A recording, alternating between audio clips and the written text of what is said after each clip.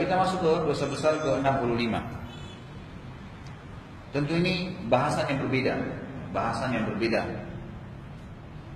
65 ini adalah masalah jidal, debat, berbantah-bantahan dan bertengkar.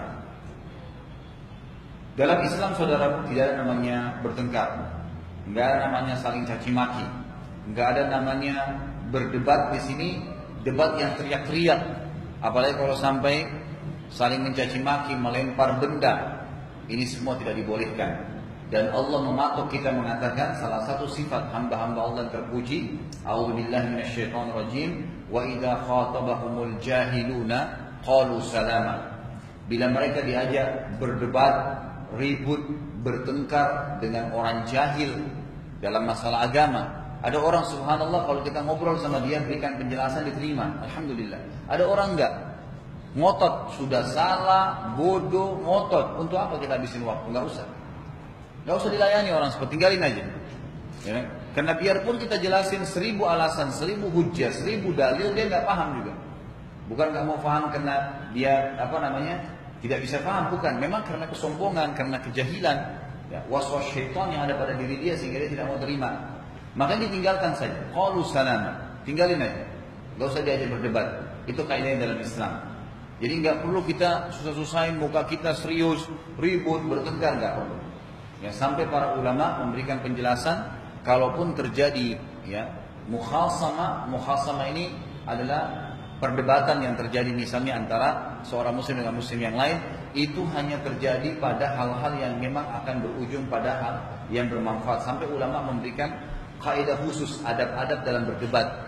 Ya, di antara adabnya itu harus dua-duanya sepakat dulu bahwasanya ada rujukan utama Al-Quran dan Sunnah.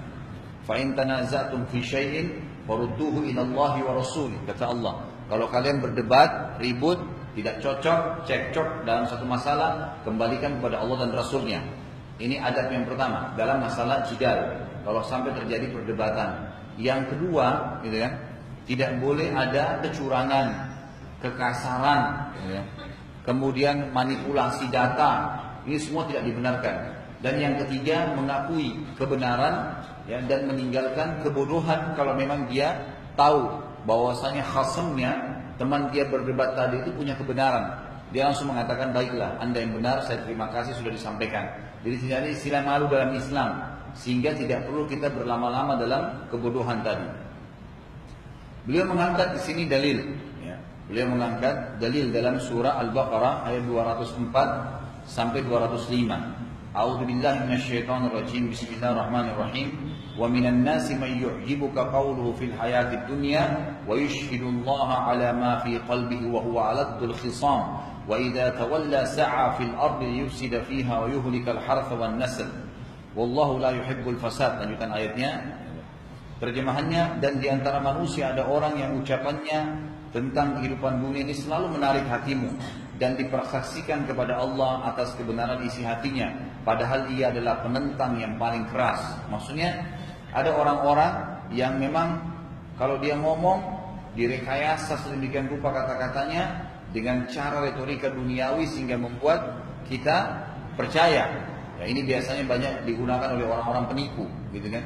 Orang-orang penipu sampai berani bersumpah atas nama Allah, membawa Al-Quran, yang mengatakan saya pasti akan jujur, saya akan amanah, saya akan begini, padahal semuanya adalah penentang. Dikatakan di sini, padahal sebenarnya dia penentang yang paling keras, artinya dia penentang kebenaran. Ya. Dia bertolak belakang dengan apa yang sedang dia bicarakan, ya, apa yang dia ingin sampaikan.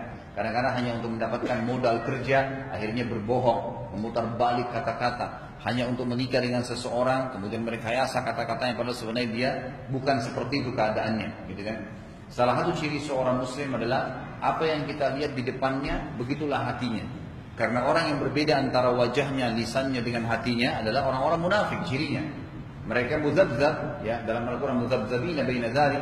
Mereka itu orang yang bimbang, ya, orang yang tidak jelas statusnya. Ya. La ilaha ulai wa la ilaha ula. Tidak mengikuti orang mukmin, tidak mengikuti orang kafir. Sebagian ulama tafsir bilang sampai-sampai cirinya orang munafik kalau ketemu kita senyumnya lebar sekali. Gitu kan? Ternyata di belakang dia menceritakan segala macam, 1000 macam masalah tentang kita. Ini orang-orang yang tidak benar dan bukan sifatnya orang mukmin. Orang mukmin apa yang ada di depan dia, apa yang dia ngomong di belakangnya akan sama. Yang dia tidak senang dia selesaikan pada saat itu.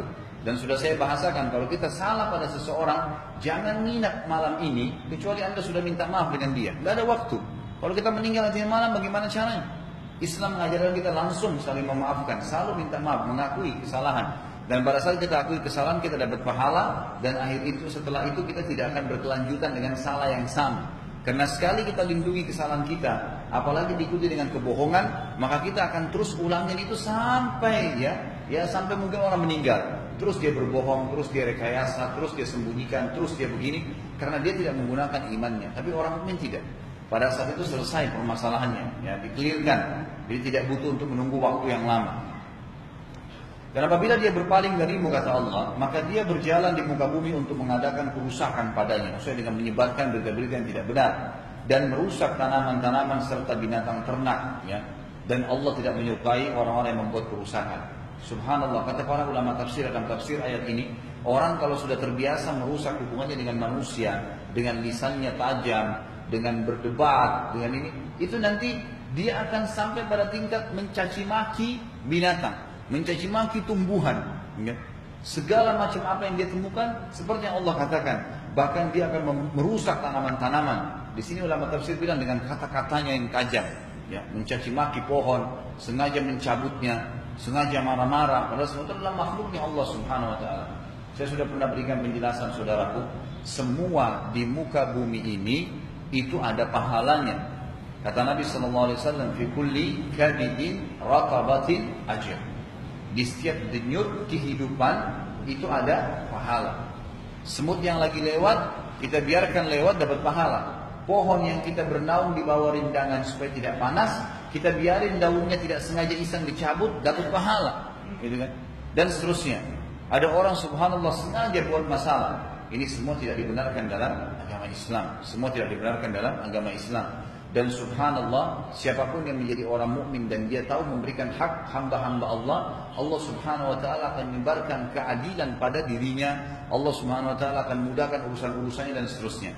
Seperti Umar bin Abdul Aziz rahimahullah dikatakan dalam kisahnya, beliau pada saat jadi khalifah, beliau naik di atas mimbar dan beliau berkata, saya perintahkan atas nama Amir Mu'minin agar tidak boleh hewan-hewan saling mengganggu satu sama yang lain, dan tidak boleh hewan-hewan memakan rumput-rumput yang ada di dalam halaman manusia.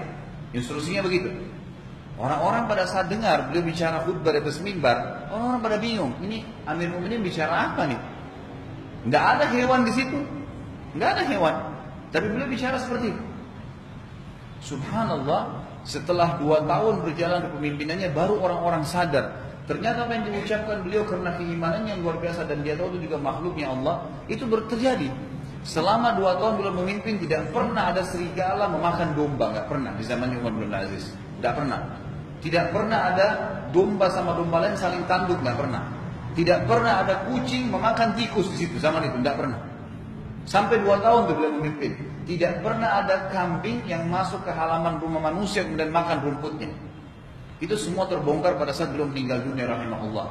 Pada saat beliau meninggal dunia, ada berita tersebar dia di kalangan, kali ini dulu tempatnya jauh di Damaskus, ibu kota Syria, dengan orang-orang Islam hanya di Irak, hanya di negara-negara Afrika. Bagaimana cara menyampaikan informasi? Zaman dulu orang cuma mengirim informasi melalui burung merpati atau misalnya mengirim seseorang utusan naik kuda. Maka ada berita, diantaranya adalah di ujung Afrika sana, ada seseorang yang mengatakan kepada tetangganya, wahai fulan, setelah berikan salam, ini kambing kamu ambillah karena sudah merusak tanaman saya, memakan tanaman saya. Tetangganya tadi itu keluar, yang punya kambing bilang, inna lillahi wa inna ilaihi raji'un. Kami milik Allah, kami akan kembali kepada Allah. Sungguh hari ini Amir Mu'minin sudah meninggal, Umar bin Aziz meninggal hari ini. Tangganya yang punya tanaman bilang, loh kenapa kau bilang begitu? Dia bilang, iya, kalau sudah mulai ada kambing yang makan tanaman manusia, berarti dia sudah meninggal. Karena dia sudah meninggal dengan keadilannya, gitu kan? Sampai seperti itu. Ya, bagaimana keadaan orang yang memang memperhatikan hamba-hamba Allah, Allah membuat makhluk-makhluk yang lain pun tunduk dengannya, menghormati keputusan dia dan keimanannya kepada Allah Subhanahu Wa Taala. Ada yang satu lagi, Ada berita tersebar di ujung Irak sana, ya di zaman Umar bin Aziz ternyata ada berita bahwasanya domba seorang pengembala dimakan oleh serigala. Setelah 2 tahun tidak pernah ada serigala yang makan domba. Maka pada saat itu tersebarlah berita bahwasanya Umar bin Aziz sudah meninggal dunia. Karena selama dia memimpin tidak pernah ada serigala yang memakan domba di zamannya. Sampai seperti itu. Seperti itu kurang lebih. Orang mukmin subhanallah, dia hubungannya dengan Allah SWT akan berpengaruh pada kehidupan dia sehari-hari. Di sini Allah mengatakan kalau orang yang terbiasa membuat kerusakan sebaliknya bermaksiat, dia nanti akan kemana-mana tuh, syaitan akan goda dia. Kalau nggak ada manusia yang dia bisa caci maki, dia akan caci maki pohon, dia akan caci maki hujan, dia akan caci maki waktu, dia akan caci maki dirinya sendiri, dia akan caci maki hewan-hewan, beragam macam yang dilakukan. Dan ini berbahaya ya buat dia. Karena kalau dia sampai mencaci maki, pengucapan caci maki itu artinya laknatnya. Kalau dia melaknat, itu kata Nabi SAW, siapa yang melaknat sesuatu, maka laknat itu akan naik ke langit. Lalu Allah tidak terima, kemudian dia kembali. Kalau yang dilaknat layak untuk mendapatkan kembali ke dia, kalau tidak akan kena ke dia, kalau tidak akan kembali kepada pengucapnya. Artinya berkah hidupnya diangkat. Kalau dia bilang misalnya, pohon ini sial, misal. Maka kalau pohon itu tidak layak dapat laknat, apa hubungannya? Maka kalimat sialnya akan kembali ke dia. Dia akan kena sial itu sendiri. Dan seterusnya. Orang naik kendaraan, bannya pecah, teriak, ini sial kendaraan ini. Itu akan kembali kepada dia sendiri. Nggak ada hubungannya dengan kendaraan dia. Seperti itu penyampaian Nabi SAW dalam masalah hukum agama kita.